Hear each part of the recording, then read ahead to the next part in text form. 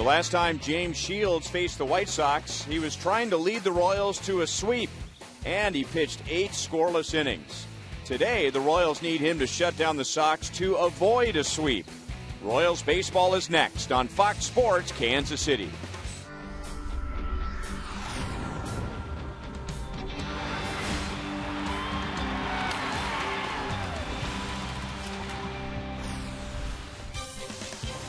Royals baseball comes to you from Kauffman Stadium, where the Royals could use a shot of offense as they have scored just 3 runs in the first 2 games with Chicago.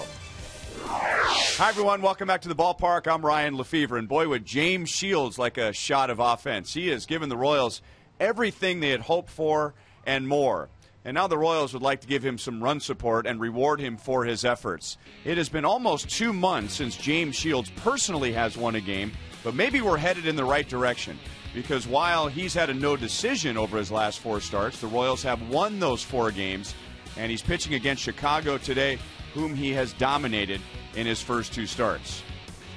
And let's welcome in Rex Hudler, and when I say dominating the Sox, I'm talking about 1 earned run in 14 innings. The cupboard has been bare as far as runs go for big game James, but this guy's the ultimate professional. He only controls what he knows he can, and that's that lethal sinking fastball, that 2-seamer, that changeup is good. How about great? And also his slider. He's got all the pitches he needs except some run support, and that's going to come today. Guarantee it. They've got to find a way. If you got a manufacturer, if all 6 guys got a bunt like they did in Japan, go ahead and do it. Just score him some runs and use that defense, because it's brilliant out there. Like to see it happen. Maybe today's the day, Ryan.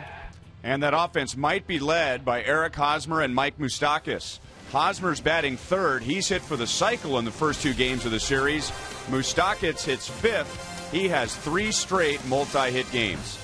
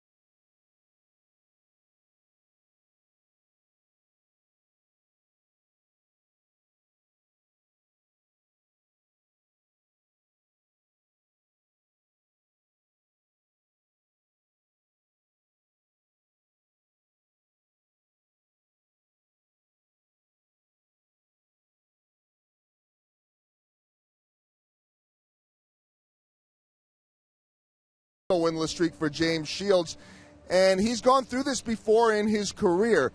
The 9 straight starts without a win ties a mark for him that he had 2 other times. In 2006, he went 9 starts without a win, and in 2010 through to 2011, 9 starts without a win. The difference is his ERA in those 2 stints, 6.11 and 6.19. This year, 2.53. Let's put this thing in perspective, too. Guys, in this stretch since May 6th, 306 different pitchers in the majors, starters and relievers, have wins. Shields is still looking for one. We know what he'll bring. Baseball is coming up next. I'm Joe Goldberg. Enjoy the game.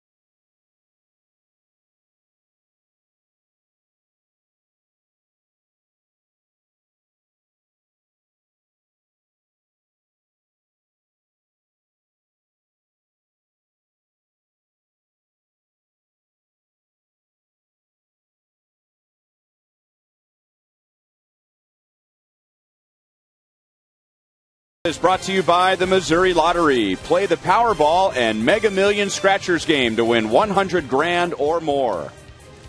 And by your Kansas City Chevy dealer, the official vehicle of the Kansas City Royals. And we have some cloud cover at the moment, so that's keeping the hot sun off the fans and the players for now. But in those clouds and around the area, there is some chance for rain and possibly thunderstorms later in the afternoon.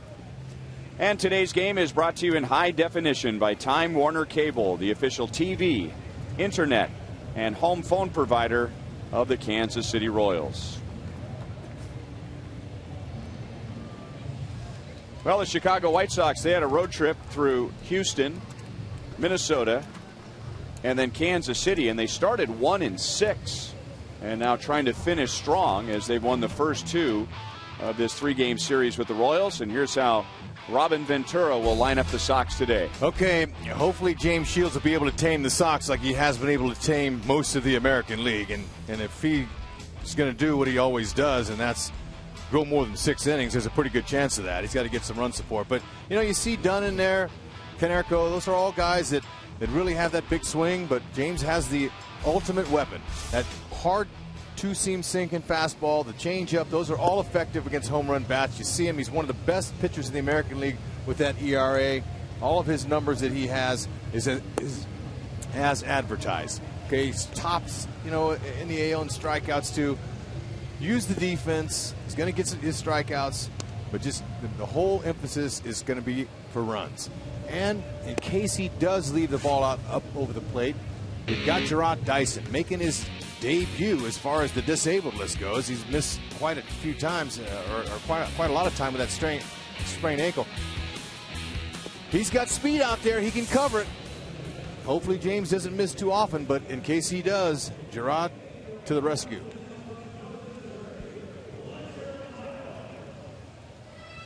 Dyson, as a pinch runner yesterday, stole a base. Didn't look like his ankle was bothering him at all. So Ned Yost will put him in the outfield. He didn't start him yesterday as the White Sox had left-hander Jose Quintana on the mound, but with a right-hand pitcher, Dylan Axelrod, out there today, Dyson starts in center. Here's the White Sox center fielder, Alejandro De Aza.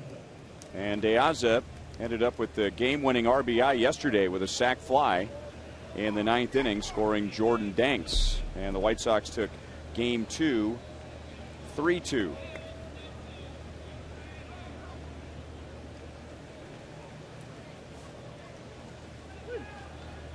A leadoff hitter with some power. He has 10 home runs, which is a new career high. He established a career high when he hit 9 last year. And he has hit that 10th home run of the season in this series. 2-0.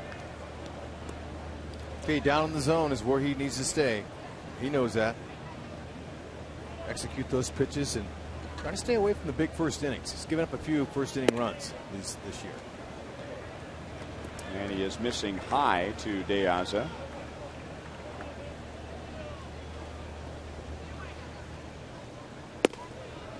And he begins the game with a 4-pitch walk. Shields is coming off what I thought was a very impressive start on Monday at Cleveland. Now you look at his line, and that part isn't very impressive as far as his standards. 6 innings, 4 walks, 1 earned run, 111 pitches. But the Indians had some really long at-bats, a lot of foul balls. Shields had 1 inning where he threw 29 pitches. He had another inning where he threw 34 pitches. But the Indians didn't score in either one of those two.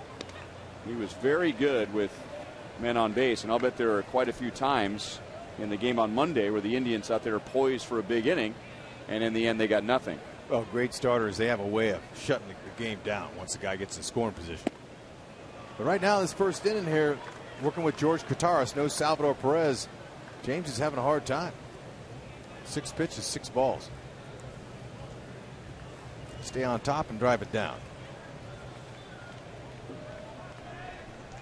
Lexi Ramirez 11 for 29 with a couple of home runs off of James. In his career, pretty good numbers. And there's the first strike. It's on his 7th pitch, 2-1. White Sox lineup today is a very interesting mixture of hitters who have done very well against James Shields and guys who have done absolutely nothing against James Shields. Really no gray area.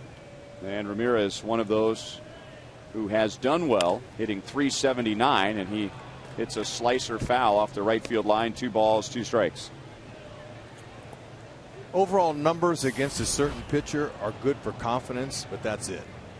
You can't tell day to day what's going to happen, even though you have good numbers against a guy, or even if you have bad numbers. It all depends on the day. What's happening? How's the pitcher? How's he looking? James Shields so far is a little bit off, but this is the first inning. Most pitchers struggle in the first inning. James has given up 12 first inning runs this season. That ball wasn't hit hard, but it drops for a base hit. So a walk and a single for the White Sox in the first, and Ramirez continues to thrive against Shields. But those 12 first inning runs that James has given up, he's been stingy after that. He settles down quickly and mows them down. But hopefully he can get a little help here on the ground.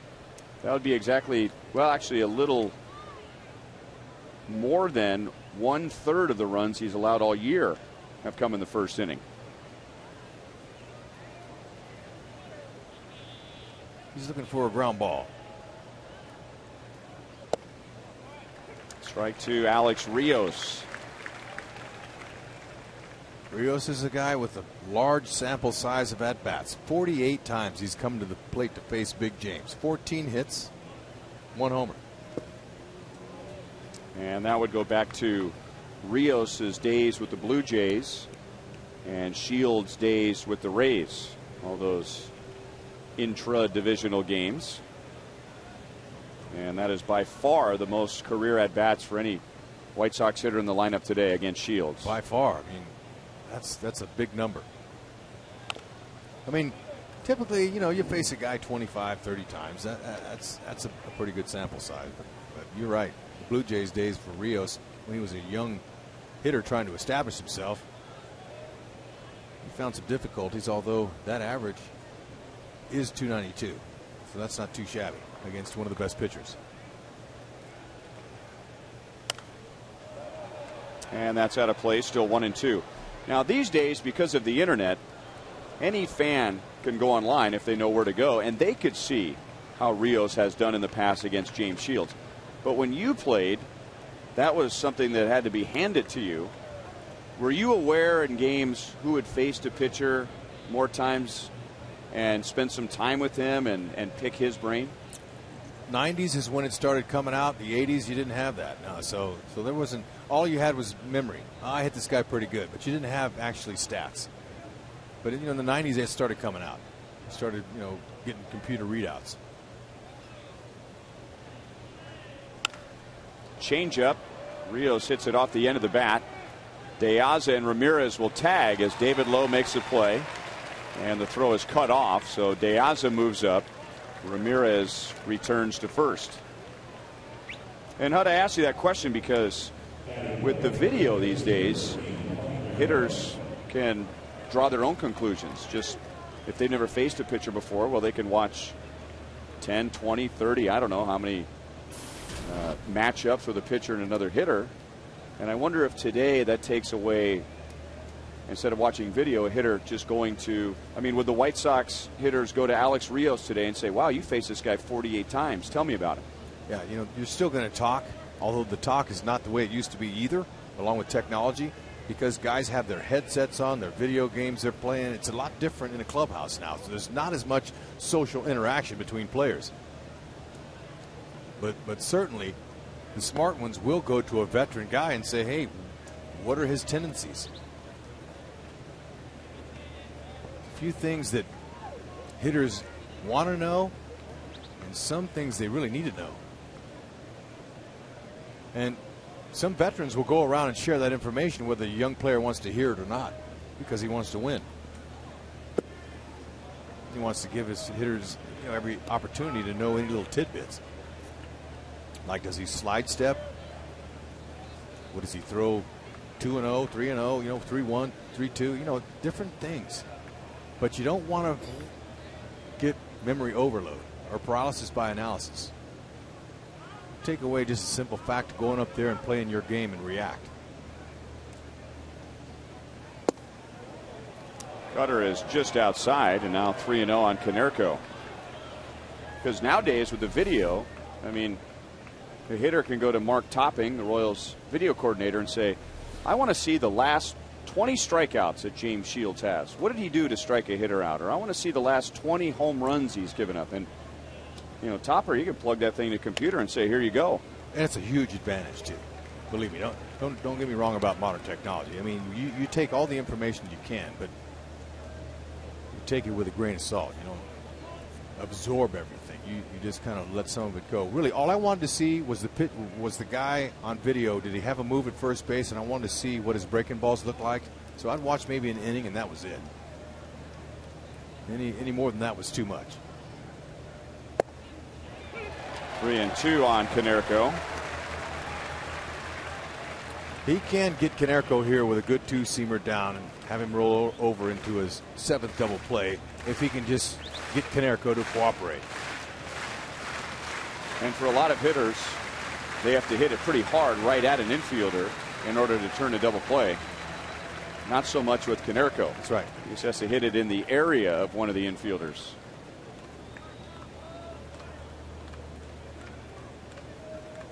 Outfielders are playing Konerko to the opposite field.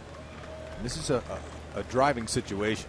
Paulie usually has good left center field power. Ramirez runs, so Robin Ventura trying to find a way to prevent a ground ball in a double play. Still 3-2. That's why you send it. You send him there. Konerko has 39 strikeouts. So the chance to strike him out, throw him out is possible. Kataris is back there. Doesn't quite have the arm that Salvador Perez, but he'll do his best. You got to remember, a speedy guy at third base, you don't want to throw him a run. So if Alexi gets a good jump at first base, Kataris could put it in his pocket, not even throw. Another thing to watch for is James Shields directing traffic out there, the infielders and outfielders. He moves his guys. And that is ball 4. And now the bases are loaded with 1 out. So 2 walks, a soft single, and a fly out to right. And there are 3 runners out there for Adam Dunn.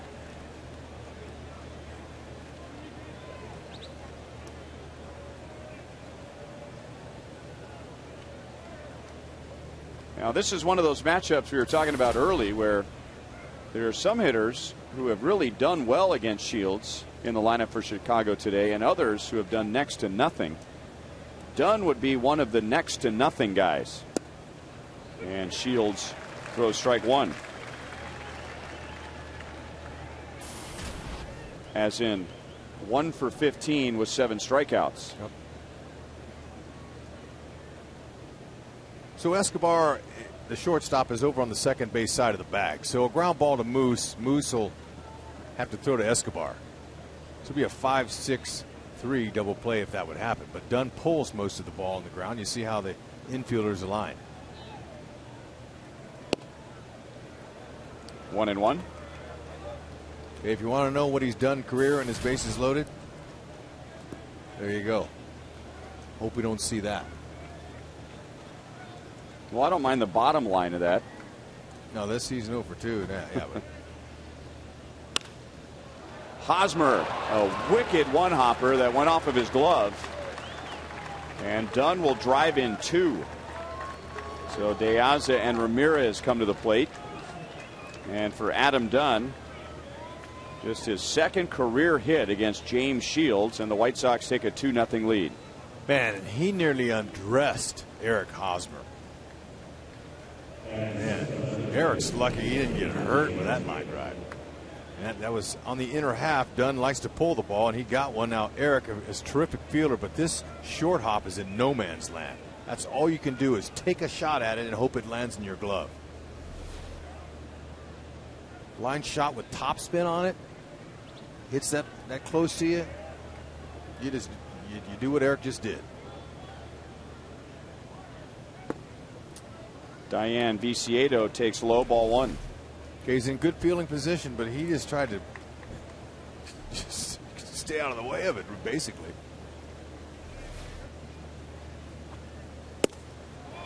Big swing, Viciedo. 1 ball, 1 strike. So with the 2 runs allowed in the first inning. James Shields has allowed 14 of his 35 runs this year in the first inning.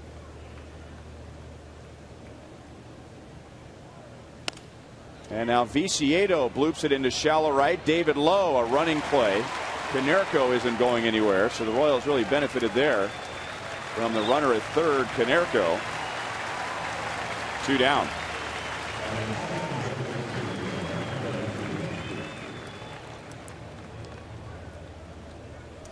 Okay, David Lowe, he wasn't sure at first when the ball was hit, and then he had to come charging hard. Tried to hit that cutoff man. Almost did. Hosmer got up and knocked it down. You don't want Dunn to advance, but of course Dunn's not gonna. Although he went back to tag.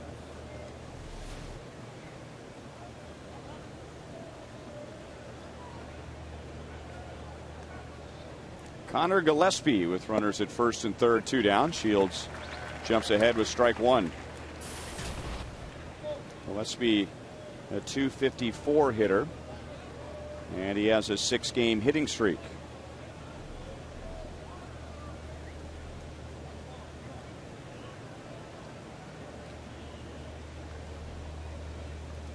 This will be the 29th pitch of the inning for Shields. And it's hit on the ground foul past first base coach Darrell Boston. 0-2.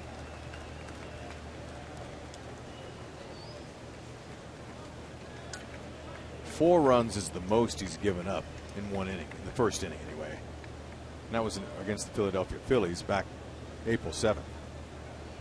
The Royals came back and won that game. Yeah, won 9-8.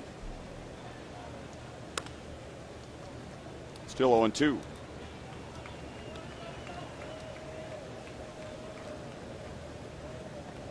Connor Gillespie, born and raised in Omaha, played his college ball at Wichita State.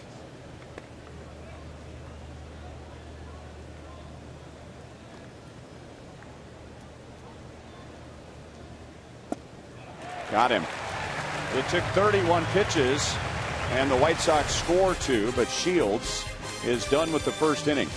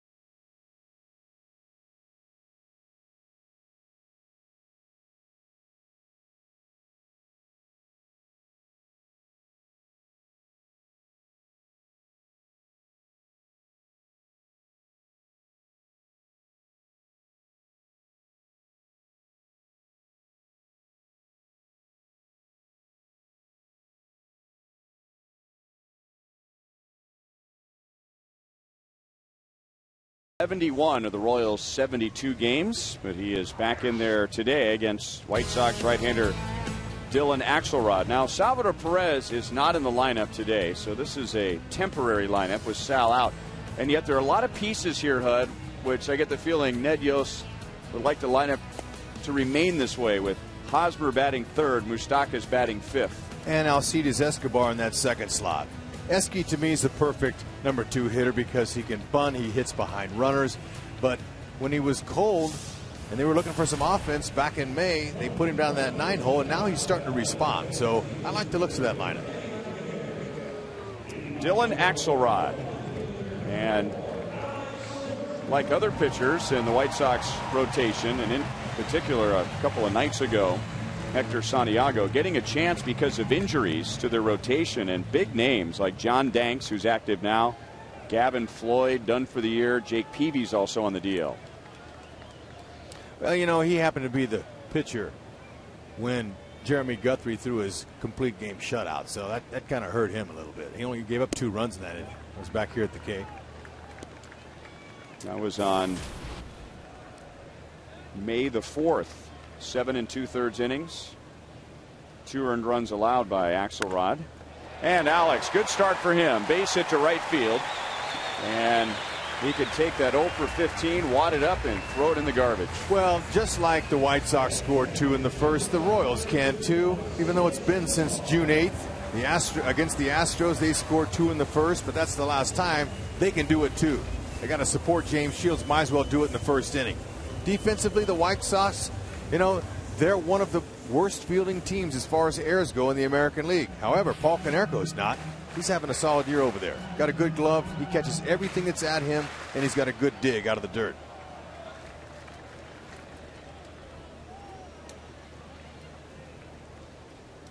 And Escobar dropping down a bunt. Okay, great idea. There he is. He's back home in that number 2 spot. Fits his uniform number perfectly, and this is what you do. And we haven't seen a lot of bunting from him. However, assistant coach Pedro Gaffal told me before the game today that they know that Dyson and Escobar and those guys have to bunt and get on base and stimulate the offense. Hurting for runs, play small ball. Get them on any way you can. And put some pressure on that defense that you pointed out has been struggling. Yes, pressure them. Oh, well, look at that. That's just bad luck more than anything else. So a single, and now a soft liner that turns into a double play.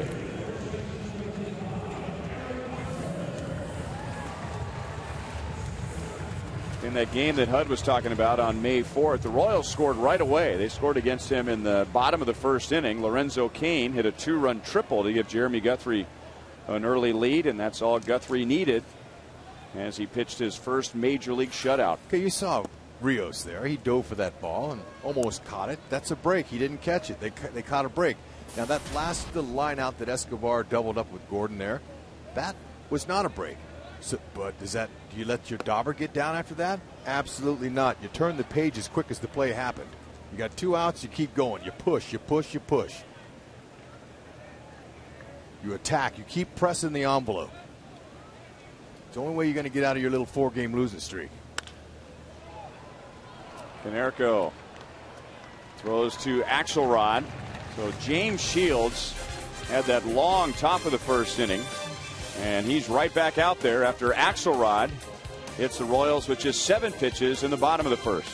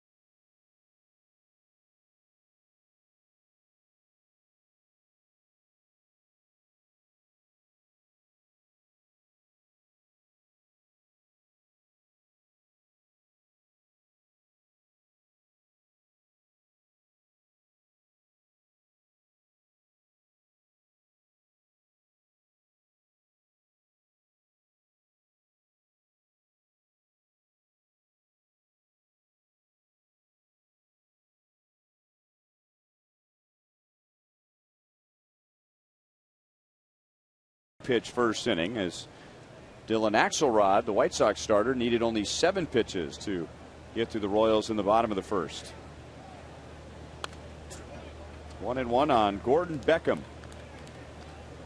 So 2 runs allowed by Shields in the first.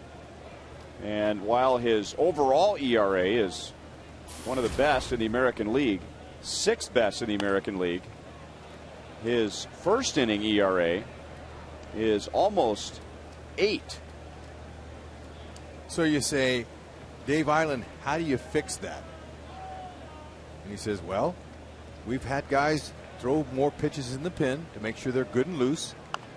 Or we've had guys say, I'm just going to go out and establish my sinker, and that's it. That's all I'm going to throw in that first inning until I find strikes. But until you actually get out there, you don't know what's working. So that's another thing that people say, we can't answer that. Can't tell you why. Off of Moustakas' glove and a base hit for Gordon Beckham. He's another one of those White Sox hitters that's done well against Shields in the past, and he has a leadoff single.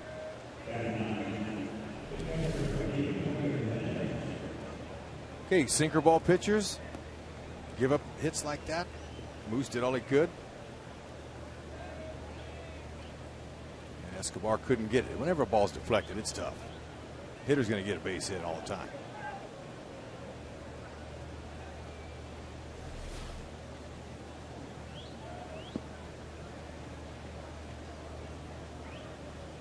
Hector Jimenez gets the start, and he tried to drag bunt. 0-1. Tyler Flowers getting the day off, and Flowers prior to today was the only White Sox hitter who had driven in a run against James Shields in his first 14 innings against Shields this year, and that was a home run in Chicago on opening day.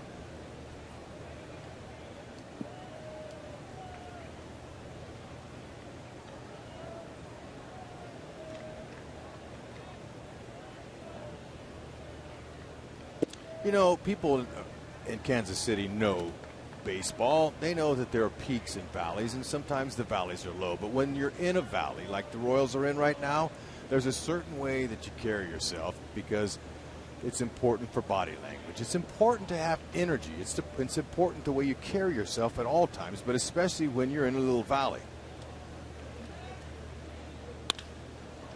That's hit well to right field, and David Lowe got a good jump. Makes the play in front of the track. Beckham is back to first, 1 down. But what I'm saying is this: the play that Moose tried, he gave a great effort there, but he laid on the ground for 4 seconds after that with his face in the dirt.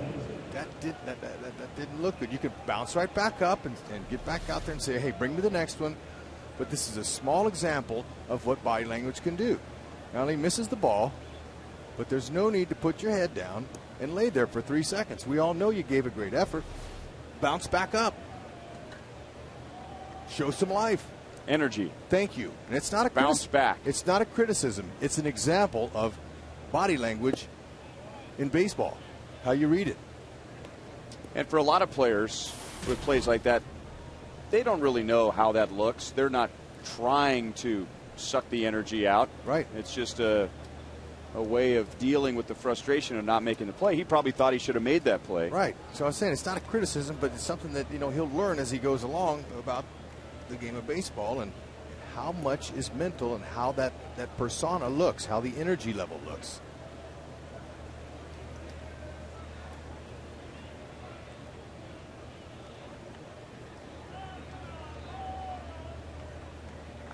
De Anza opened the game with a walk and turned that into a run.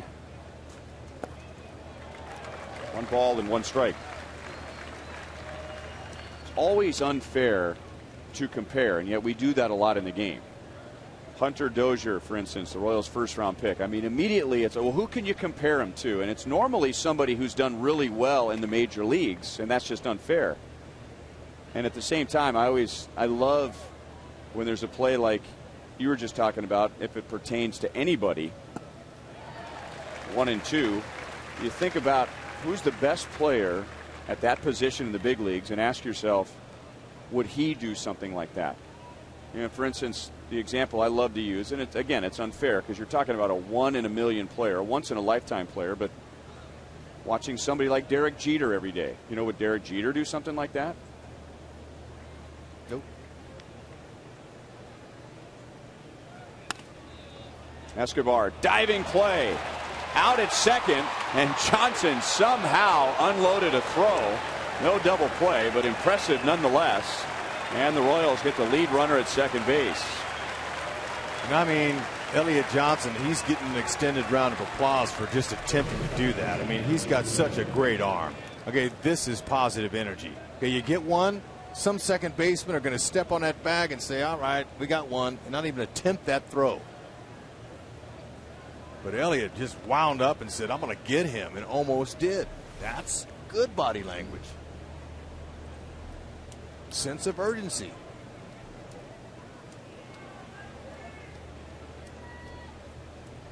So Ramirez with a runner at first, 2 down.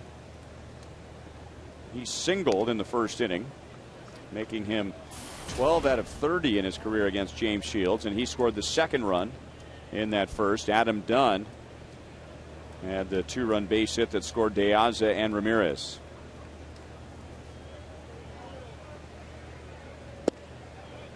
One and one. You're being watched in Major League Baseball. This is why they call it the show. Okay, this is the show for a reason. You get paid the big dough to play in the show, and that's what it is. You gotta go out and perform and know that you're being watched, even when the play's not on you. By the fans, by your coaches, by your manager, by your teammates. And here's the one that a lot of guys don't consider. By scouts from other teams that are looking for players for their team. Mm-hmm. You're always auditioning in your short career anyway. You're always looking for a job. Even if you think you're established, you're one big player, one injury away from being out. So there is a sense of urgency, even though some guys think that they're going to be around forever. It just doesn't happen in this game. Too many things happen. And I think Elliott Johnson, we just had a shot of him. I think in the minds of many other organizations, HUD, at least to this point, I mean, we're only talking about game number 73. But I think for a lot of organizations now, they're reevaluating Elliott Johnson. Well, maybe he's not just a backup infielder. Maybe he's not just a bench player. That's why, in infield, we used to have infield. They don't take that nowadays. They do it at other times of the day. We used to be infield 30 minutes before the game. And I needed that as a backup player. I needed that to stay fresh, but also because the scouts were watching, I wanted to audition. So I gave 100%. I took infield like it was my game because I wanted somebody to see something that maybe they might want me. Backhand Escobar, much easier play for both Escobar and Johnson. So that's the inning. Good defensive play by Escobar. Helped Shields get through the second. White Sox lead 2-0.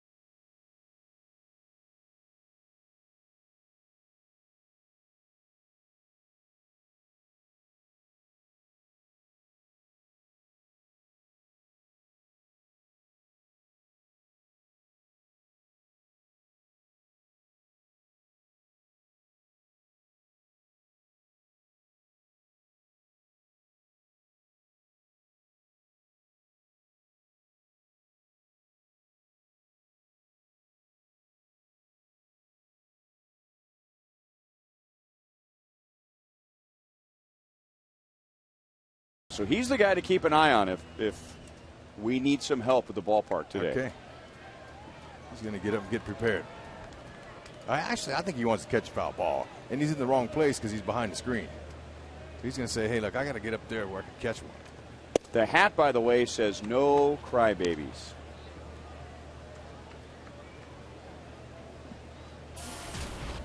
Billy Butler, Mike Moustakas, David Lowe. 0-2 from Axelrod to Billy, who is hitless in the series, but as the league continues to pitch him carefully and oftentimes out of the strike zone, he has walked 3 times and now has 43 for the year. Only Miguel Cabrera has more in the American League. 1 ball, 2 strikes. Okay, but you know, Billy, they haven't pitched him the way that they did last year. Okay, we know that. But he's got to continue to take his walks and try not to miss his pitches because he's been missing a few pitches. Okay, this guy's not overpowering Dylan Axelrod. You saw that fastball, 85-90. He's got a good slider and a changeup. But he's not anything like James Shields as far as success goes as an ace. He's a middle-of-the-road starter. You would think that maybe we could jump on this guy. A reminder, as you enjoy a cold one, to look forward to Miller Time later in today's game, brought to you by Miller Lite. And middle of the road is no slight, Ryan. Okay, middle of the road big league pitchers make about $8 to $10 million a year. So that's no slight. I'm just saying, compared to apples and oranges and grapes, this guy's oranges. You would hope that the ball looked like it was a cantaloupe, but so who would a grape be? Is a guy like James Shields or CC Sabathia, or somebody that makes the ball look like small as a grape. The apples are the bad guys, the oranges are the middle of the road guys, and the grapes are the really good guys. As long as you understand what I'm saying, I'm trying to get it there, but sometimes it just has a hard time. It's a day game, but I'm excited to be here. I'm waiting for the fans to get excited too. I'm hoping Moose can hit him a Moose bomb. Be really nice. He has 3 consecutive multi-hit games. And while I'm sure he's not bragging about a .201 batting average, it looks a lot better than when he was stuck in the 180s for a long time. So headed in the right direction. 4 hits in this series, including an RBI. Off speed. And Axelrod, not known for his strikeouts, has 2 in the second inning. That's not a middle-of-the-road changeup either. That's a great changeup. Look at that. That particular pitch there might have been up a little bit, but the movement away off the plate to a lefty, that's what you want. Look at the release point. Okay, he's got the ball in the back 3 fingers. You see the sideward movement, which is you wish a hitter would wish he could slow the ball down like we are for the fans at home. Fair ball. It went over the bag. Konerko, White Sox first baseman, doesn't think so. He put his head down in frustration right away, but David Lowe is at second base with 2 down, and the White Sox are going to argue it. Manager Robin Ventura is out of the third base dugout. First base umpire is Dan Bellino. Okay, he's pretty much straddling that line. You can see it.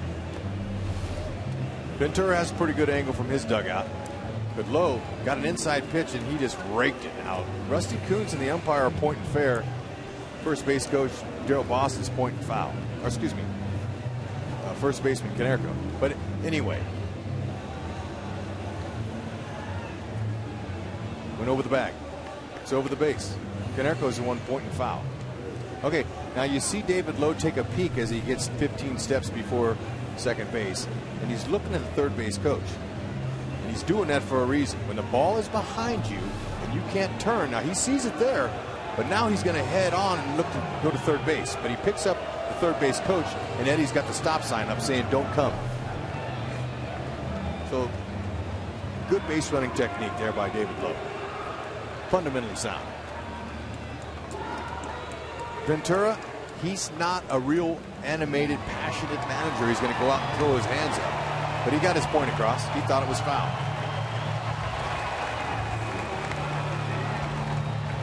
Well, we have a moment. Parents, remember, plenty of time to sign your kids up for Slugger's Blue Crew, brought to you by the Learning Quest 529 Education Savings Program.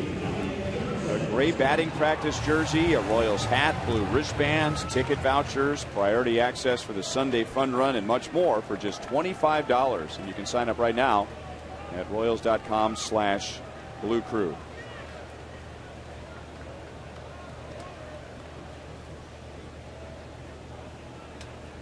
So Elliott Johnson with a runner in scoring position.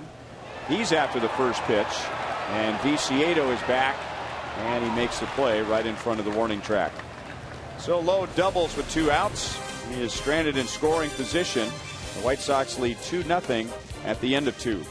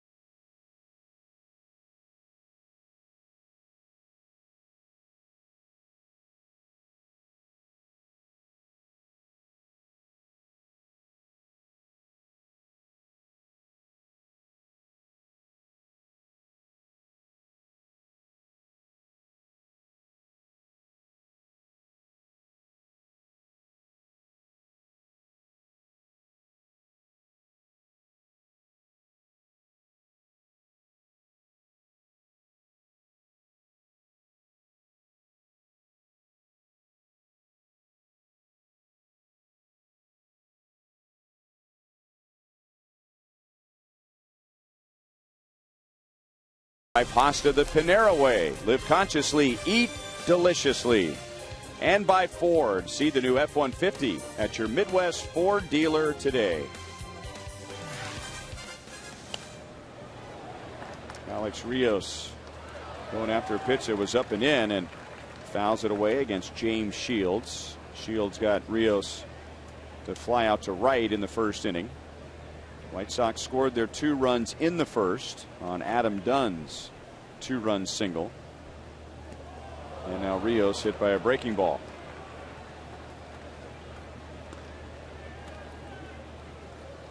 Well, at 50 pitches thrown, James Shields, it's obvious to me he doesn't have his command. Now, he does have the ability, and he's shown plenty of times this year in that royal blue uniform that he has the ability to shut the opponents down the rest of the way. But he does not have his great command. And it's going to happen.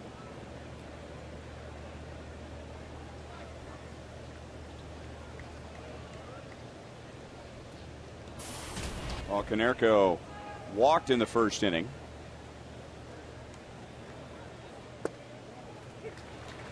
Strike 1 from Shields. That's the 4th hit batter of the year for James Shields. Not a real high mark. Guthrie's got 5.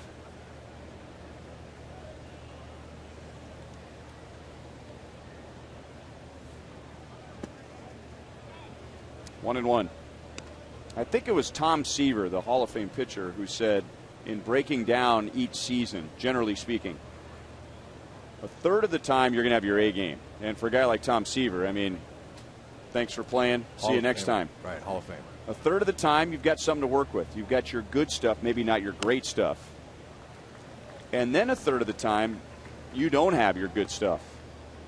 And the difference between guys like James Shields and pitchers who have a similar arsenal, in that third, when they don't have their good stuff, they lose. And they also lose some games when they don't have their great stuff. But the guys like Shields, and we've seen Jeremy Guthrie do it a few times this year, still find a way when they don't have their A game, or oftentimes when they don't have their B game. And speaking of Tom Seaver, he hosted a luncheon for the Royals pitchers on their off day when they were in California, May 16th. Dave Ireland and whoever on the pitching staff were invited to come out to Tom Seaver's beautiful vineyard he's got in Napa Valley. And Tom Seaver shared. He showed all of his, his accolades in his career. He talked about that.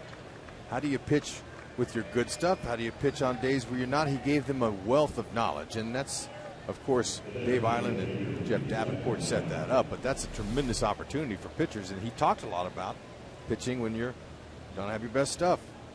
But there's that great changeup by James Shields. That works every time. Nothing wrong with the throw. Good release point by Kataris.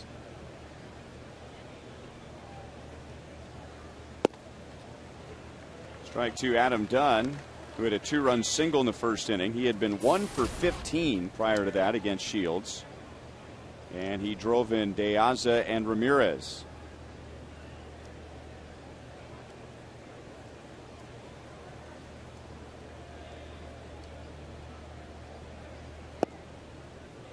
One ball, one strike. White Sox have really spread their offensive production out evenly in this series. They have scored 14 runs in the 3 games with RBIs from 7 different hitters.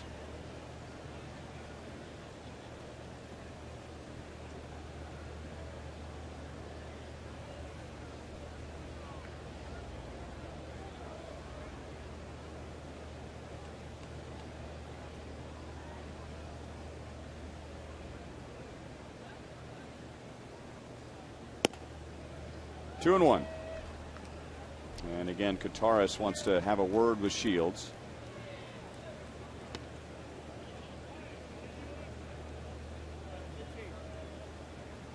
So the Royals will need to support Shields with at least 3 today. They'd like more, obviously.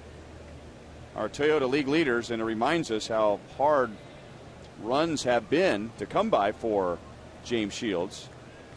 Only Chris Sale, whom Shields faced the first 2 times he pitched against the White Sox this year, has worse run support.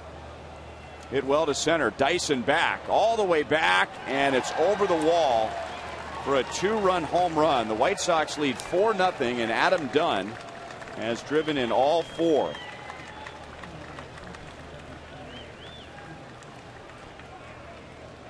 Okay, as big and strong as he is, he doesn't have to swing hard. He just put a nice, easy pass on the ball. Ball was down. He almost one-handed it out of the yard here at the K. Look at that.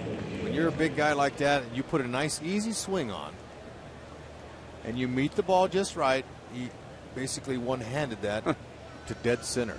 420 maybe. We'll get the exact read on that.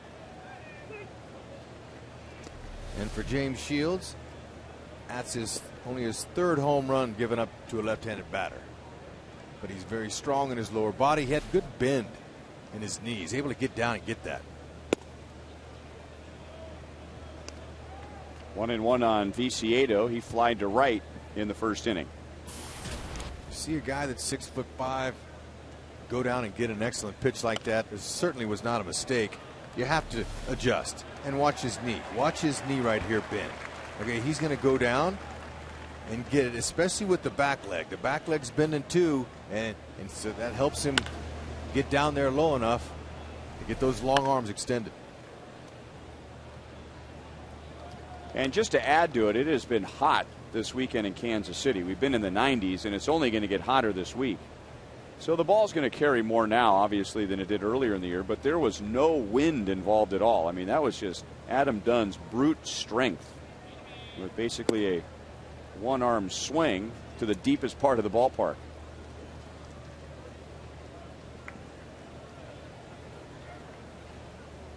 Two and two.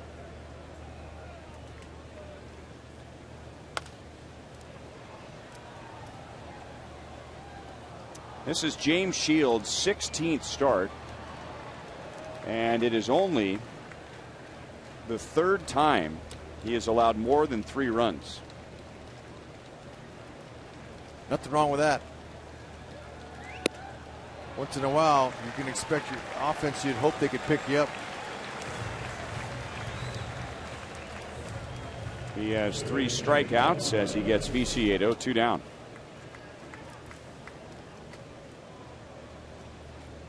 That's a nice 4-seam fastball there. That's by design. So the 4-seam, you grab it across the 4 seams up there, the cross, the big horseshoe on the ball, and it stays straight. 2-seam, stay on top of the seams, and the ball runs down and in. That's what they say. He's got a 4 and a 2-seamer. Baseball jargon. Gillespie struck out swinging at a cut fastball in the first inning. Down in the count, no balls, 2 strikes.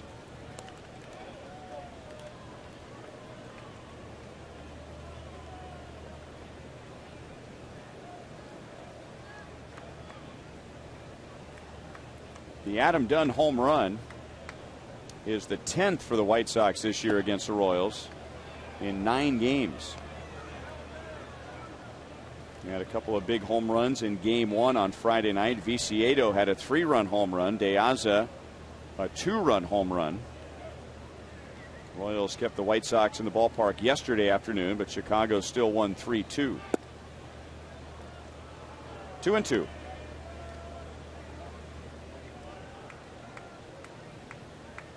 "70 pitches for Shields, and there are 2 outs in the 3rd inning.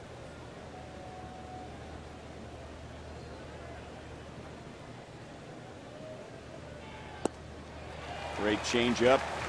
4 strikeouts for Shields. But right now, he's thinking about the Adam Dunn home run, which has given Chicago a 4-0 lead.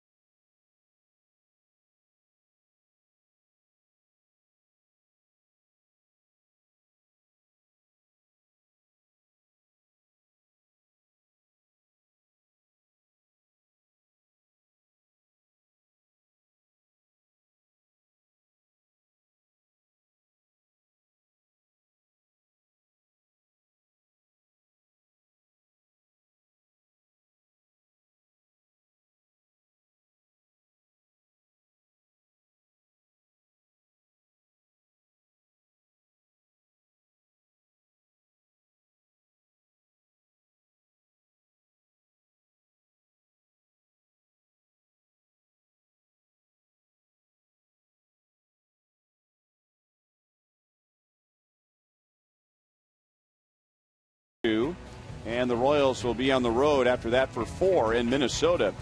And next Saturday, the Royals will have an official watch party presented by Miller Lite at KC Live in the Power and Light District. The game will not be broadcast here on Fox Sports Kansas City, but you can watch it at KC Live. The party starts at 2 p.m.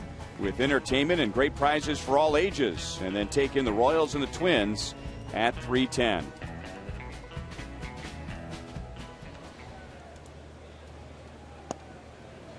So Dylan Axelrod has a 4-0 lead thanks to all 4 runs driven in by Adam Dunn. George Kataris getting a rare start today behind the plate. 1 ball, 1 strike. He has 1 at-bat in this series, and that was in the game on Friday night. Okay, now he elects to use the sunglasses to hit. And if you're comfortable, there's nothing better. What an invention those sunglasses are.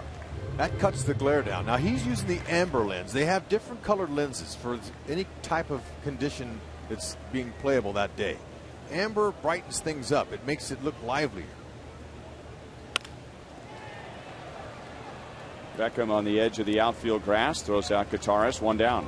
Bright sunny days cut the glare out like Beckham's doing, wearing right there. And it's a big, big difference on the eyes. Speaking of bright and sunny, here's Joel. I don't even know what to say to that, but thank you, Ryan. Bright and sunny might be Gerard Dyson. He's happy to be back up, and starting was going so well when he got hurt. He said he's basically at top speed now. He was in a funk in the minors and slumping, but trying to get out of that.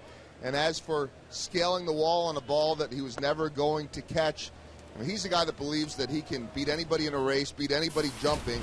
But he said that next time, if I can get my glove on it, I'm still going. I'm still going to play hard, but only if I can get to it. So a painful learning experience for Gerard Dyson, but he'll give it a try again if he can get it. Trying to bunt his way on. Thank you, Joel. And Dyson wasn't the only reason, but the Royals were really playing well up until his injury, and he was leading off. Ned Yost had given him the opportunity to be the center fielder and leadoff man. He was doing well. The team was playing well. And the slide, the 8 and 20 slide in the month of May, coincided with, or very close to coincided with Dyson going on the disabled list. So he has his first hit since returning. He's on with 1 out. Yeah, and you know what he has is what they need. That's energy and speed and a chance to get on base and stir something up. I mean, he's an important member of this Kansas City Royals team, and Ned Yost sees that. Okay, there's a ball on the inside, jammed him a little, but perfect. There's a little break right there. Rios didn't catch it.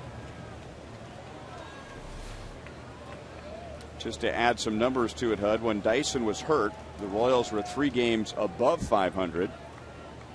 And now he's back, and the Royals are 4 games below 500. Good luck.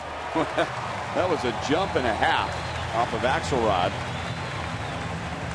So Dyson has been on base twice since coming back from the DL. Once as a pinch runner, and now running after a single, and he's 2 for 2 in stolen base attempts. Okay, and look at that takeoff. The takeoff is really quick. Okay, now he's built low to the ground anyway, and you like to see guys come out their first 2 steps low, so that that's like a track runner comes out of the blocks low and then gradually stands up. But Dyson, it don't matter. That dude, he's just so quick.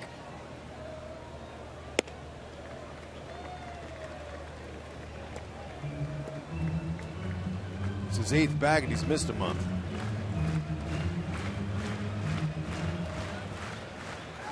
So Alex with a chance to drive him in. Alex snapped a personal 0 for 15 with a leadoff single in the bottom of the first. His first leadoff hit since May the 17th. And now another base hit. So Dyson will score easily, and the Royals are on the board.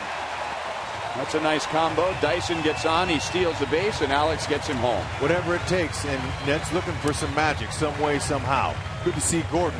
First 2 times up, square up the ball in both of them. Pulled the first one in the hole between the first and second baseman, and this one here, just a nice clean single on a ball up and away.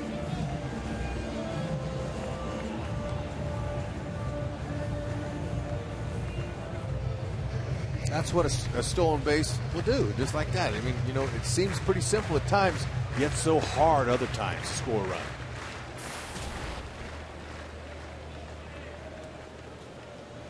Escobar hit a soft liner to first in the first inning that Konerko caught and doubled up Gordon.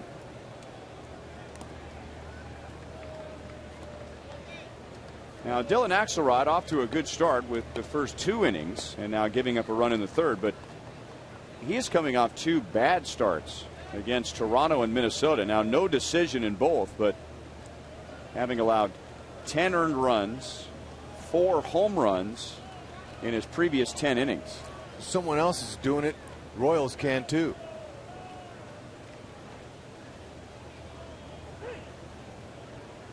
And Escobar asks for time and walks out as Axelrod was taking too long.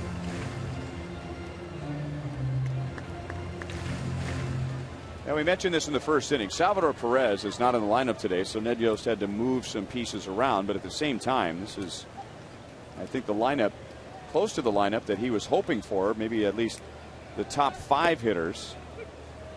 There's a strike to Escobar. The top 5 hitters coming out of spring training.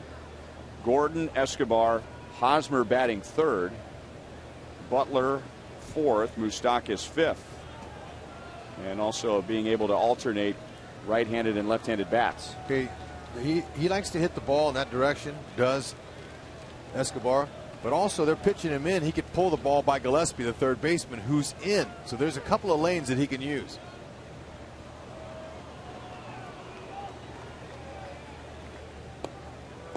Hector Jimenez, the catcher for the White Sox, called timeout there, and home plate umpire Bruce Dreckman pointed that out. Lots of times when a timeout is called, the pitcher's getting ready to deliver that ball, umpires will point whoever asks for time. Oh, I didn't do it. He did it.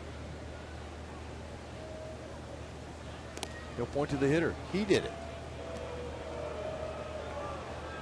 For whatever reason. You want to let the pitcher know? And we'll see now. Gordon got a couple of stolen bases. I think Alex could steal 15, 20 bases a year if given the opportunity. May not have Dyson type speed, but heck of a good enough athlete to do it. Doinker. Now just foul by a couple of inches. Doinker, it almost happened.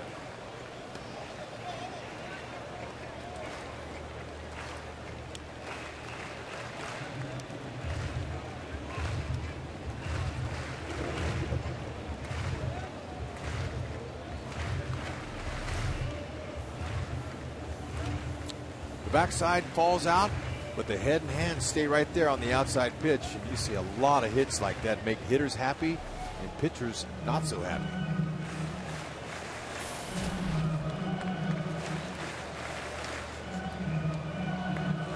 There you go. There's a good sample of what he does. Pull the ball by the third baseman, hit it by the first baseman over there. He's got his game down pretty well, but still would like to see him execute his bunts more often, because that's what made him so effective last season. And interesting, too, a hitter of his style not using the middle of the field as often. Alex started to go and stopped, and Escobar pops it up. Ramirez makes the play near the mound. Alcides is 0 for 2.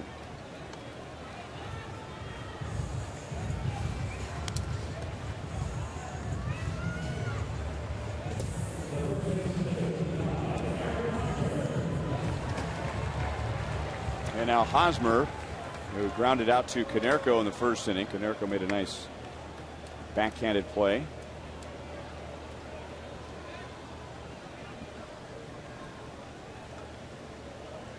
Hosmer has 4 hits in the series. 3 have been for extra bases. And there goes Alex.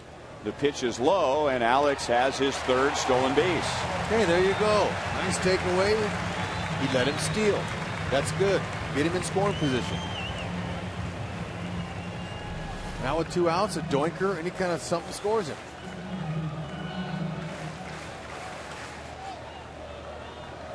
You have to utilize what you have, and that's speed. If you're looking to score runs, by golly, you got to move them. You've got to start putting some action on them out there.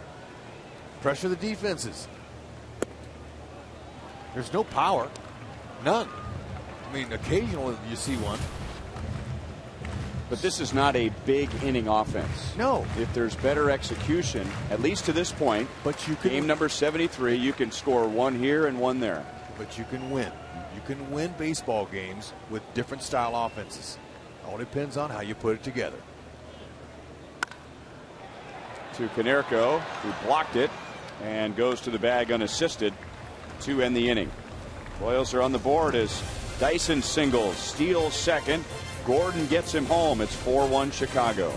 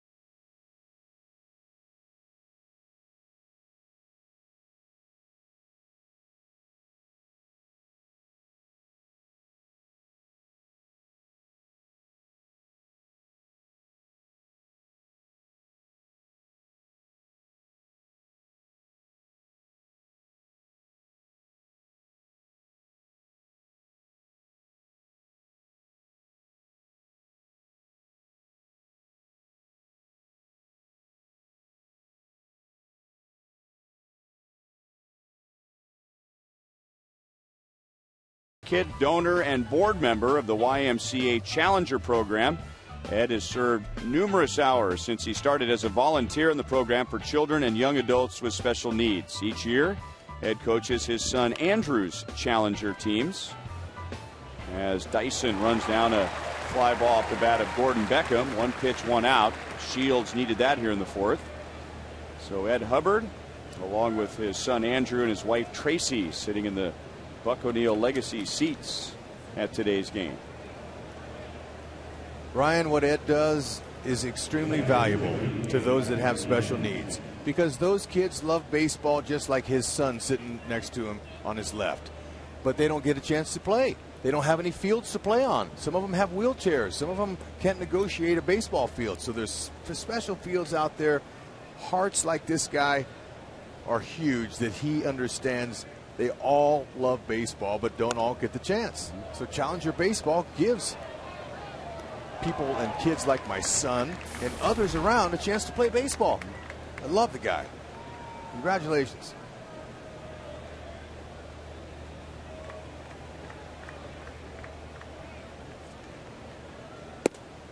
One and one on Hector Jimenez. He lined out to deep right in the 2nd inning. 30-year-old Hector Jimenez, and this is his first year where he made an opening day big league roster. He's had 2 good swings today. There's a base hit to left field. He's on with 1 out.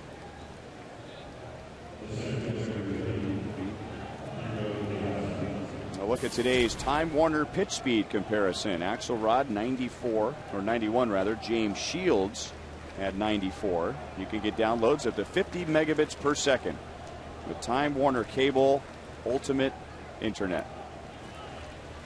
Hector Jimenez just got that base hit off of one of the best pitchers in the American League. Can credit the fact that he perseveres and didn't quit and didn't give up. It's very difficult to become a major league player just for a year or just for a cup of coffee. They call for a couple of weeks, especially after spending a lot of time in the minors. Think about how easy it is to get discouraged. But you've got to believe in your heart that you can make it, and that's how you become something. To be the best in the world at your profession, it takes time and it takes dedication. It takes a passion. You got to have a lot of encouragement around you, and if you don't, you better find somebody who can encourage you to stay positive. That kid's done it. Signed professionally in 2000, so this is his 14th professional year and his first on an opening day roster. Now De Aza singles to center field, so back-to-back hits with 1 out.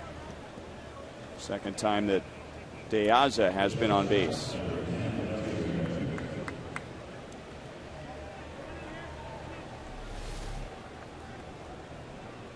Okay, nothing wrong with the pitch. It's out over the middle of the plate, but it's down. And that's where you want to make your living, and that's where James Shields makes his living.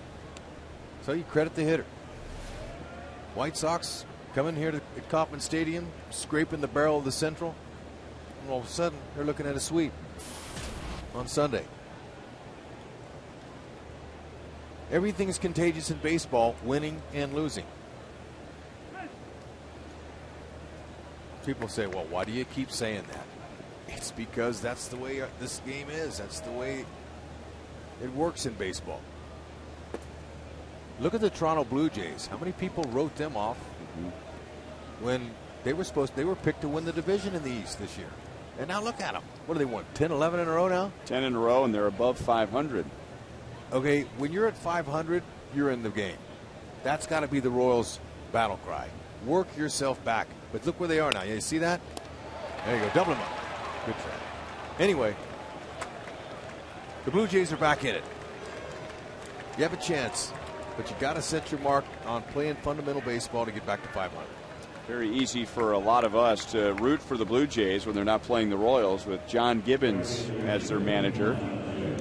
Spent some time here as the Royals bench coach and one of the great human beings in this game. How about that? Everybody in the division is above 500. That race will come right down to the last day of the season. And with the extra wild card, someone's going to get it. It'll be decided probably on the last day, too. Maybe a one-game playoff.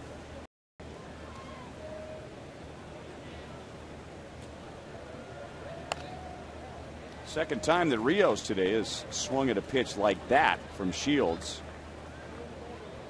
That was just as close to hitting him as it was, or closer to hitting him than it was into the strike zone.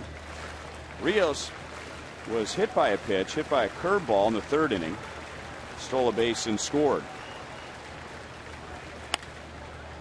Right center field, Dyson with that great closing speed. He made that look routine. So Rios is out, and so are the Sox in the fourth inning. Chicago leads 4-1.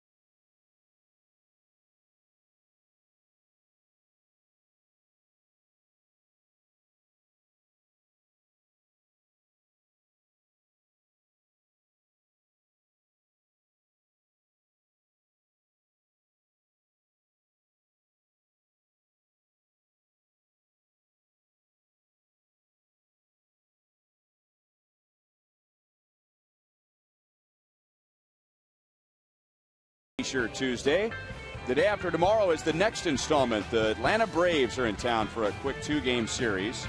7:10 on Tuesday. The gates open at 5:30, and the first 10,000 fans receive a Big Game James T-shirt, courtesy of another Big Game James, James B. Nutter. Royals.com/T-shirt Tuesday or 1-800-6-ROYALS for tickets. I thought, and I wasn't here, but watching it on TV and just hearing the stories about the All-Star game last season, and it applies with Billy Butler digging in. The biggest highlight perhaps was the long, loud, and extended standing ovation that he got when they were announcing the American League team. 0-1 on Billy. And related to that was the treatment that Robinson Cano received, or some people might say earned, during the home run derby for snubbing Billy Butler. I thought third was Chipper Jones in his last year as a major leaguer, and showing some respect to Kauffman Stadium and Royals fans, expressing publicly that one of his regrets, and I'm sure he has very few in a future Hall of Fame career, was that he never got a chance to play in Kansas City. And boy, the fans really appreciated that when he batted in the All-Star game, came up as a pinch hitter, and fans gave him a nice, big, loud standing ovation. Maybe he'll accompany the Braves next week when they come. Now that was special, though, Ryan. It really was. You know, All-Star games are special. And for the K, as beautiful as this newly remodeled stadium is, to be able to show the world, look, it's no secret anymore. People come here and they marvel at the yard, how beautiful it is. Billy hanging alive there, trying to get anything he can. Down the count like this is what you do. Just foul off pitches until you wait for a cookie. You know, just to add to that, too, our director, Steve Kurtenbach, reminded me that Billy Butler's idol when he was a kid was Chipper Jones. And And you imagine when he was a little kid, if somebody said, Billy, someday you're going to be in an all-star game with Chipper Jones. Ooh. So he's an all-star. He is a proven major league hitter, but I'm guessing the little kid inside of him was sweating out of his pores when he was hanging around Chipper Jones at the all-star game. Billy Butler.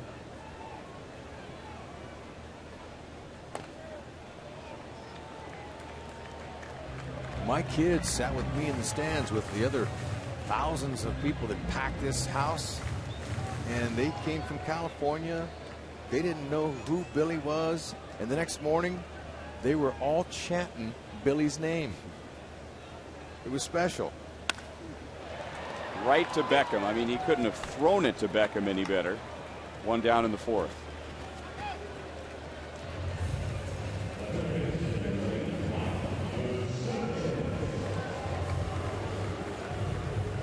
So one down to Mike Moustakas, and Axelrod struck him out with a changeup in the second.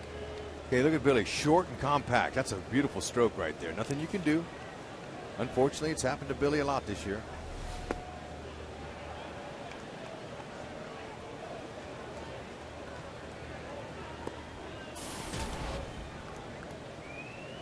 Hit it hard. That's all you can do. I heard that this morning at my kids' Little League game, a tournament out there in Lawrence this morning at 8 o'clock in the morning. Coach is saying, that's okay. Keep your head up. That's all you can do is hit it hard.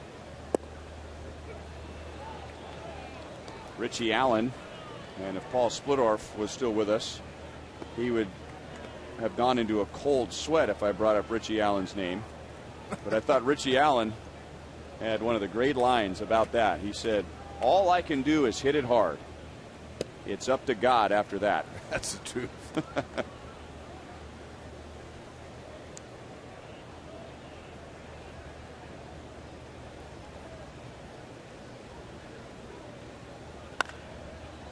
Cold foul past Rusty Kuhn. Still 1-2. Okay, Moose is coming. He's starting to get better. I mean, I like his rhythm. We noticed it yesterday. He's starting to move that bat a little bit. You know, he's moving his legs. He's getting some movement going. He feels, you know, I can tell he's relaxed a lot more up there.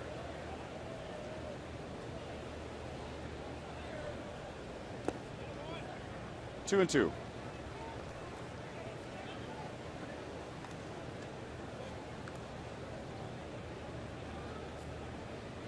Axelrod allowed a RBI single to Alex Gordon in the third inning, and that's all in 3 1/3, and he's been backed by 4 early runs. All the runs driven in by White Sox designated hitter Adam Dunn.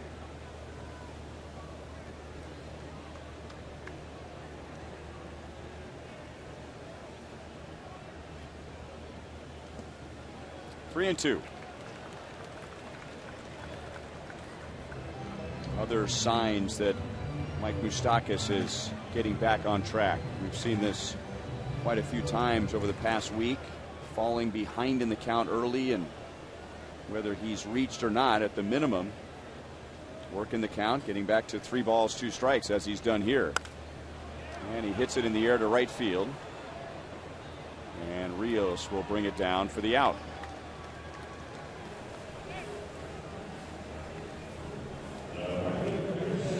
Coming closer. He just got under it. David Lowe doubled with 2 outs in the second inning. Continues to play well since being called up. Remember, you can vote for the Royals Player of the Month, sponsored by Majestic and Rally House. Vote at Rally House stores and get a chance to go on field and meet the winning player. Man, that would be awesome for a fan. How about Fire Captain Chris Bergman, Station 11 in Kansas City, Kansas? Big fan of the Royals. Giving him a little shout out here. Captain, get your vote in there. Maybe you can get on the field with David Lowe, who has a pair of 2-out hits today. A double in the second, and now a 2-out single in the fourth.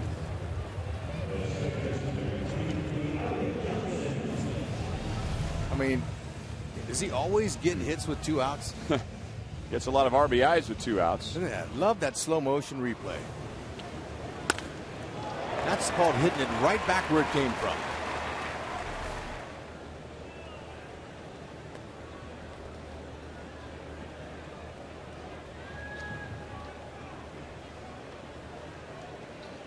Elliot Johnson flied to deep left first time up. Had a good swing against Axelrod. Didn't quite get enough of it, and Viciedo made the play near the warning track.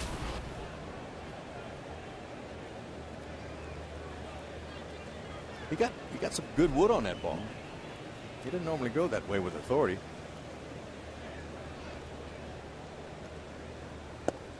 The wind is pushing out that way. Looks like it's blowing center field.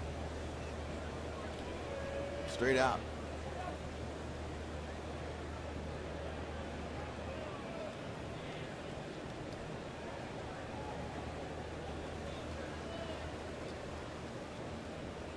Lowe started to go, didn't like his jump, and it's a good thing because the White Sox were pitching out. 1-1. The Royals already have 2 stolen bases off of Axelrod and Jimenez today. Dyson and Gordon actually both stealing bases in the same inning, the third.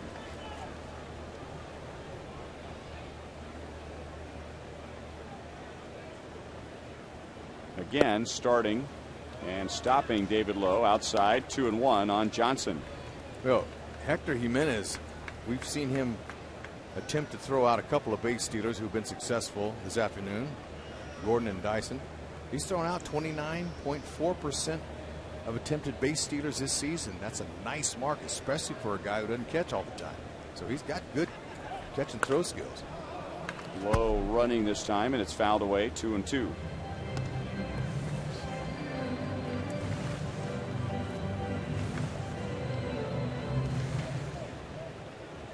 It's nice to have a backup catcher that can do little things for you. You know, when you play once a week, maybe. And for him, he's trying to help out Axelrod here. Axelrod's a little bit slow home.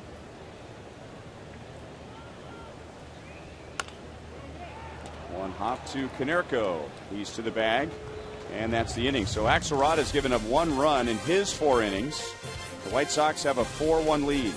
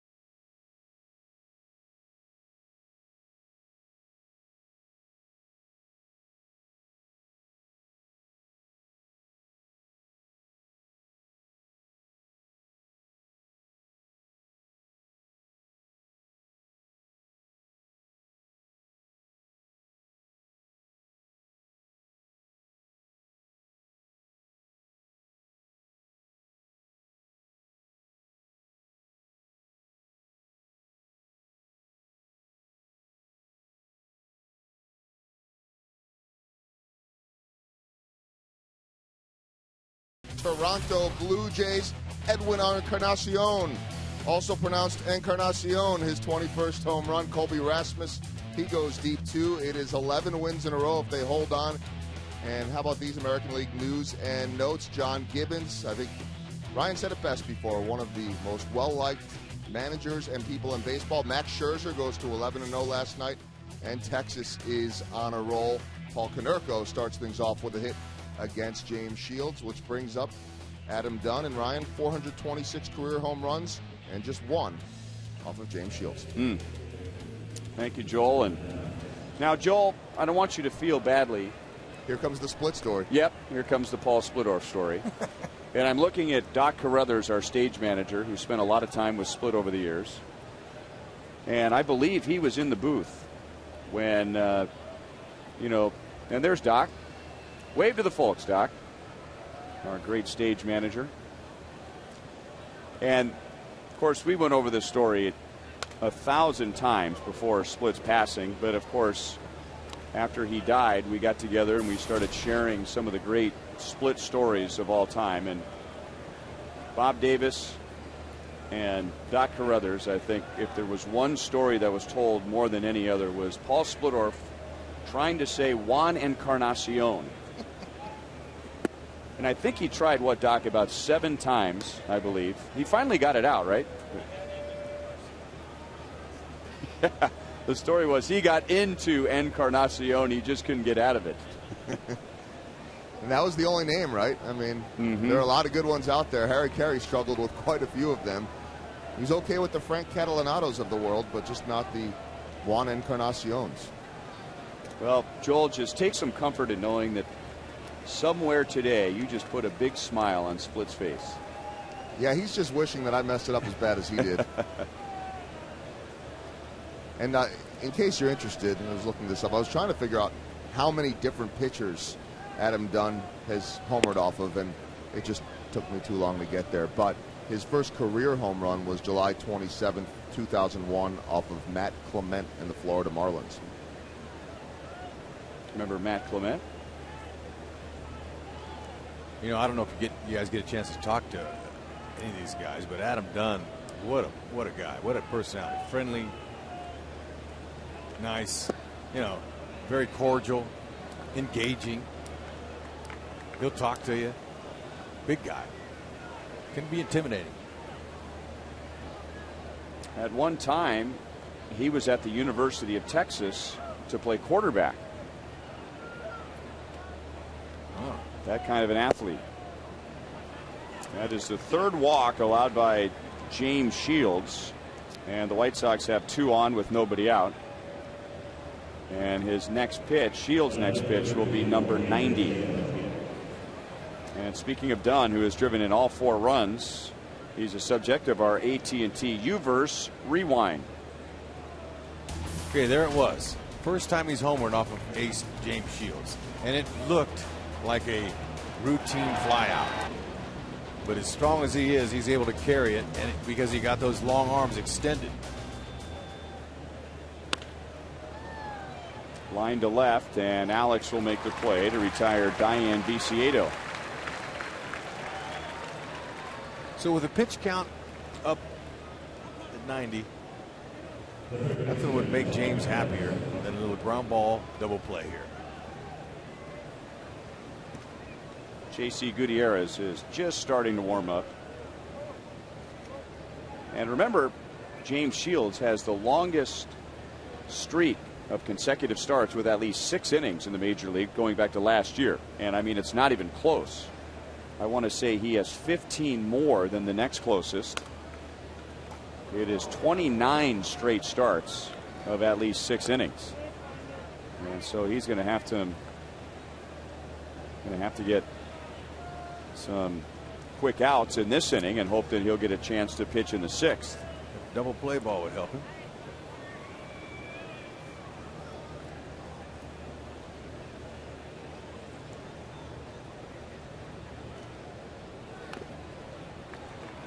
Oh, 2 on Gillespie, who has struck out twice against Shields, swinging at a changeup and swinging at a slider. Okay, what James is trying, those are the pitches that bring the double play. You see Gillespie trying to roll over and hook it.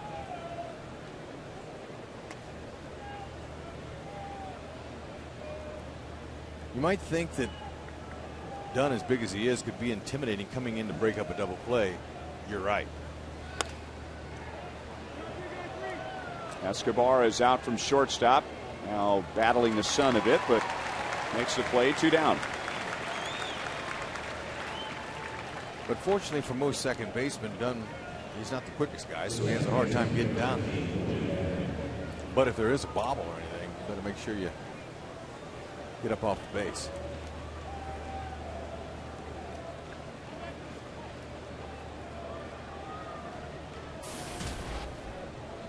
Gordon Beckham had an infield single in the 2nd inning and then lined to center in the 4th. He got a day off yesterday. He ended up batting late in the game. but he was on the disabled list early in the year with a broken left wrist.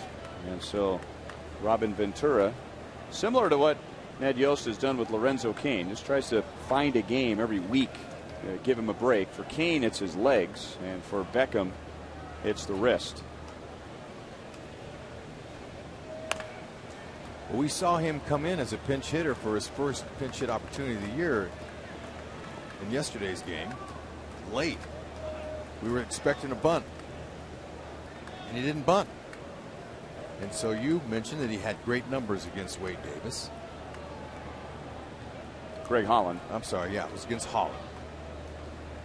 And I went in and talked to Robin Ventura today. I said, Robin, what's the deal? I mean, does anybody bunt anymore? And he said, Hud, I want the opposition to think we're bunting. And he alluded to the fact, which you told me, which explained it. His numbers were great against Holland. So he trusted his young second baseman to get a big hit. Johnson flips to Escobar, and the inning is over. And to Robin Ventura's credit, it worked yesterday. It did.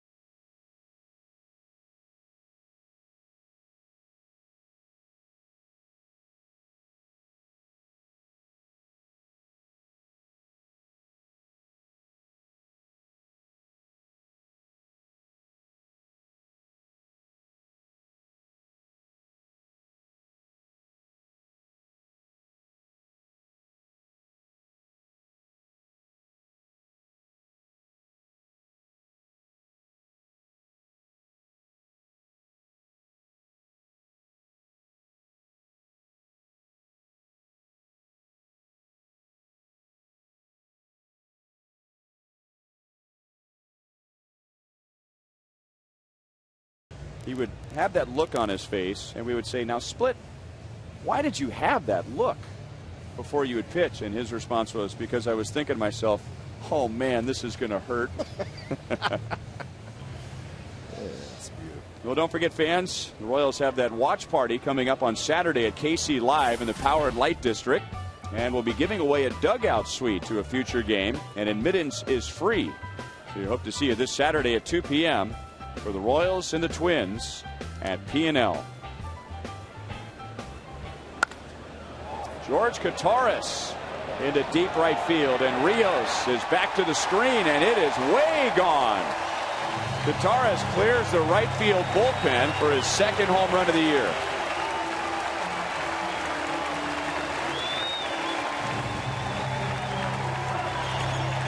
A souvenir over that part of the ballpark is a blast. Uncle George, way to check in. Look at this. That's seen on the inner half saying, hit me out of the yard. How he catches it on the back underside. The ball starts spinning backwards, and it catches some air, and it goes out of the park.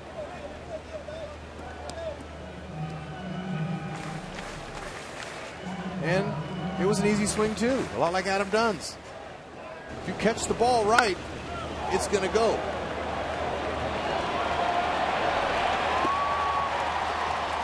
Dyson trying to bunt his way on. 1 ball, 1 strike. So what I'm seeing from Gerard Dyson, now we can't take it away from George. Let's give George a little more love. And he gave that kid a ball. That kid's pumped. He's happy. Way to go, George. You do one good thing as a big leaguer, you've had a good game. And especially when you play once every 2 weeks. Dyson into the corner. That's gone. Where have you been, Gerard Dyson?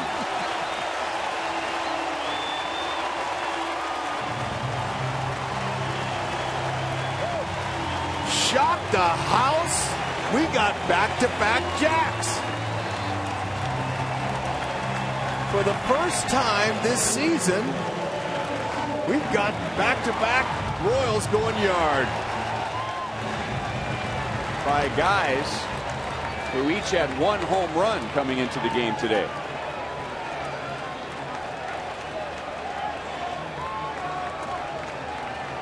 First time since the middle of September last year, the Royals have gone back-to-back. And now Alex Gordon, who's 2 for 2 with a pair of singles and an RBI. 1 ball, 1 strike. Well, while they're at it, why not back-to-back-to-back? I mean, and that would be 2006. Tony Graffinino, Angel Baroa, and Doug Minkiewicz. That's a mouthful. That was against the Tigers in 2006. The last time the Royals have gone back-to-back-to-back.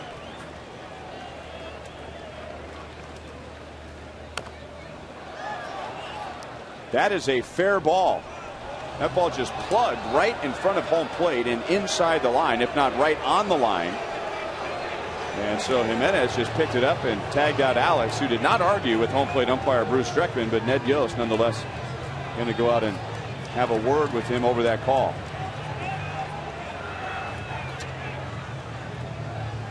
Man, Ned's just making sure he didn't hit off his foot. Right? Too bad. If the ball stays in front of the plate, it's in play. And it just deadened right there. And you could see Hector Jimenez says, I'm going to get it before it rolls foul. And it was an inch on the line. Ball 1-2 Escobar. He is 0 for 2. Royals down by 1 in the 5th inning.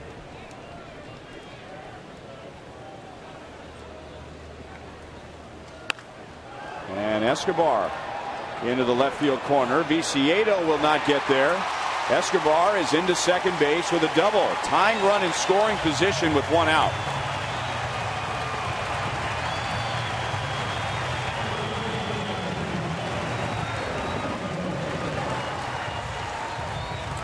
Okay, let's check out Gerard Dyson here, who the pitch before he was bunting.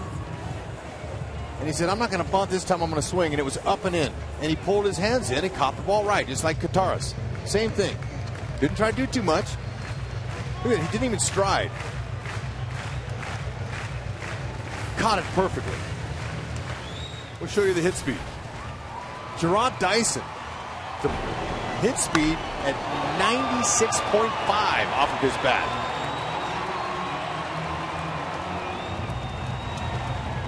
Season average is C74.40. When you put a jolt in it, it goes. Donnie Cooper says, you know what? I don't know what's going on. But all of a sudden, third time around, the Royals are starting to click.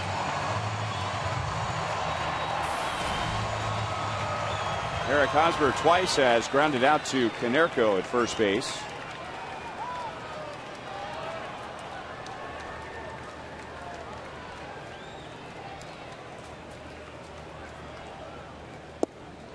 A little bit inside for ball 1. Yes, but he's still coming in on Royals hitters. There you go, third time through. Sometimes, you know, offenses are catching up on a pitcher. He is not a so-called stuff pitcher. going the other way and fouling it away. Axelrod more relies on control and movement than it is typically, not all the time, but typically the so-called stuff pitchers who have an above average fastball or changeup or breaking ball. They're the ones that get better as time goes, whereas more finesse control guys are the ones that get into trouble the longer they go. Over the inside, Hosmer jumping back as if it was off the plate. 1 ball, 2 strikes. Okay, so then he's got that little 2-seamer that runs away. There's a 4-seamer there at 88. Stayed straight. That was a purpose pitch there. It's the same place he threw to Dyson.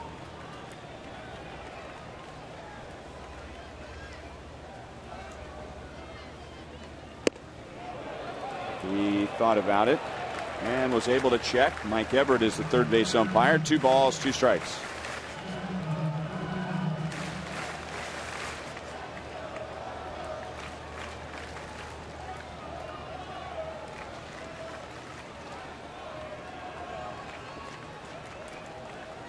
That's Nate Jones getting loose.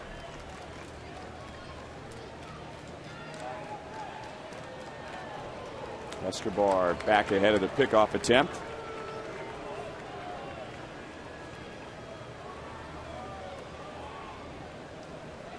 Hosmer is homered in this series. That was the only run in the game on Friday. It was the longest home run of his career. 455 feet into the water in right center field.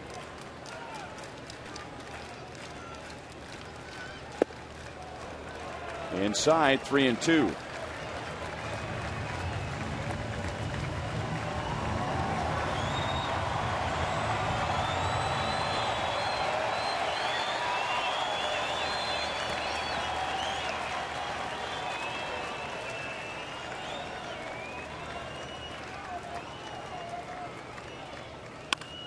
Up the middle, Axelrod protecting himself as much as anything else, and he throws out Hosmer. Escobar holds at second, 2 down. Okay, good try. It's an atom ball. And great reaction time by Axelrod. Okay, 3-2. He's going to challenge him here. Hosmer squared it up. 1 hopper. I mean, looks like Axelrod caught it behind him. What a nice reaction there it was.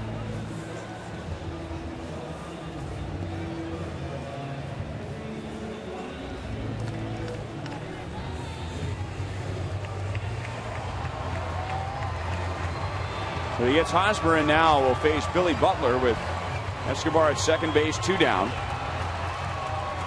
Billy is struck out and lined to second. Couldn't have hit it any harder in the 4th inning, but right at Beckham, the White Sox second baseman.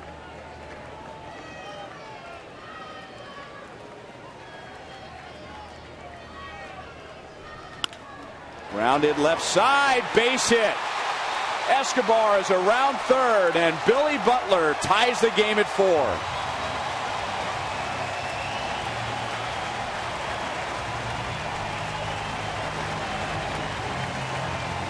Way to pick up James Shields. Way to match the 4.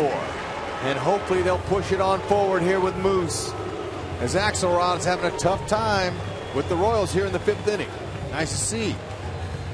Like to see Billy hit a homer, but why not get a lousy single and tie it? Stayed on top. Top spin, gets through the infield quickly.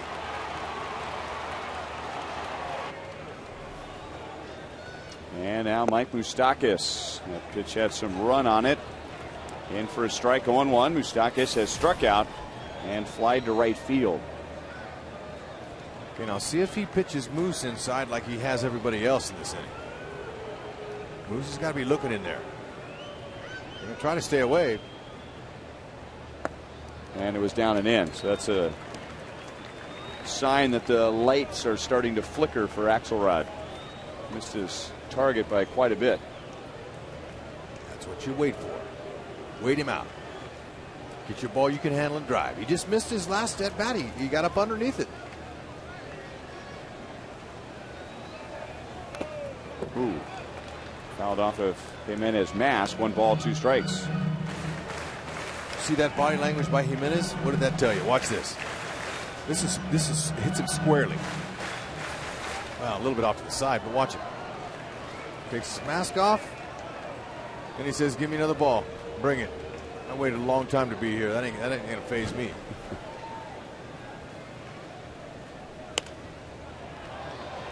Still 1-2.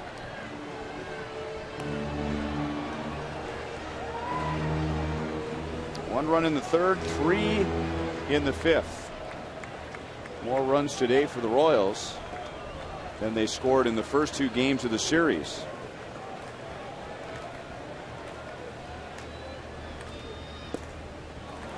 Ooh.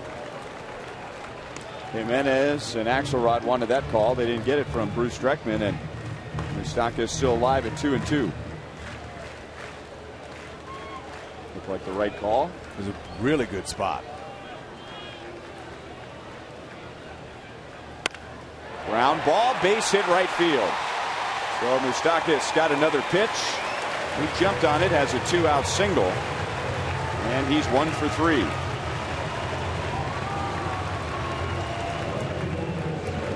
Well, one thing we know for sure in this rally, we talk about things being contagious. David Logan hit with 2 outs. We know that. So maybe he'll keep it going here. But Moose does. The job is that ball was up, and obviously Robin Ventura, second-year skipper for the White Sox, says it's time to get my guy out. I got to go to the pin.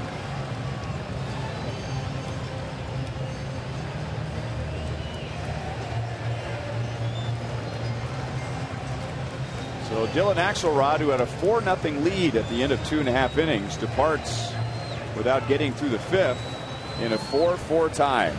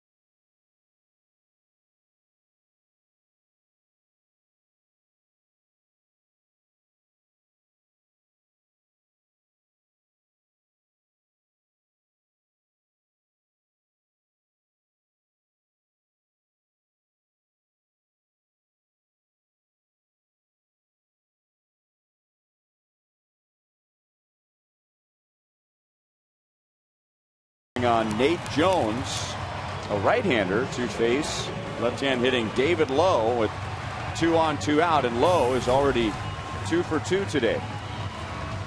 Okay, keep it going. Even though there's a little break in the action with a pitching change, the momentum is still there with 2 outs. And James Shields, he needs a run to at least qualify for a W. His pitch count is up, but David Lowe helped earlier slice that ball right over the bag. And then hits a rocket right back up the middle.